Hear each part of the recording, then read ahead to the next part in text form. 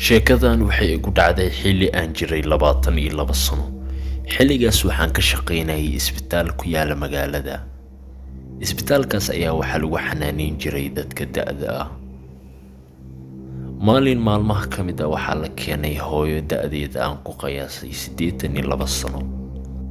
Maamada ayaa ahayd qof weyn oo aanan hadli karin. Inta badan aniga waxaan ku fahmi jiray waxyaabaha ay u baahan tahay waa ay ii tilmaami jirtay.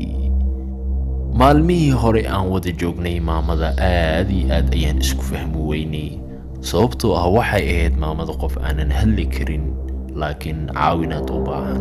Laakiin ugu dambeyn dabeecaddeedu waa bartay.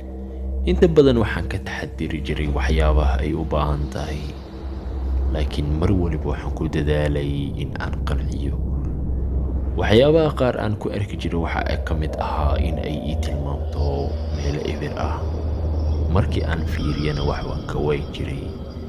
Digtoorka ayaa wuxuu igala dardaarmay in maamadan si taxadir leh in aan u ilaaliyo, mar walbana aan ku dadaalo waxa ay u baahan tahay wax kale. haweenada ka mid ah ayaan ka tagay isbitaalka. durbo waan ku soo noqday maadaama xaafadaydu isbitaalka isku dhow yahay. maamadii ayaan u soo galay qolka, kadibna qolkii ayaan sidii ku furay oo waxaan arkay qolka mugdi ayuu ahaa.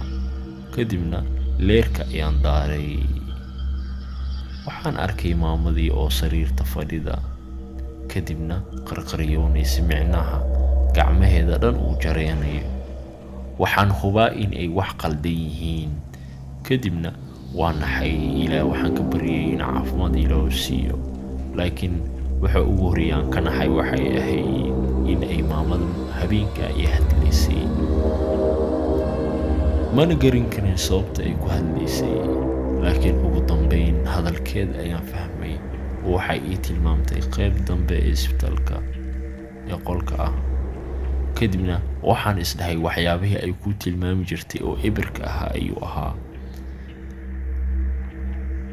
qolka ayaan sidii ugu soo xiriyay. ilaah waxaan ugu baryay inuu caafimaad siiyo. habeenkii oo idil ayay sidaas ahayd, mana fahmi karin waxa ay tilmaamayso.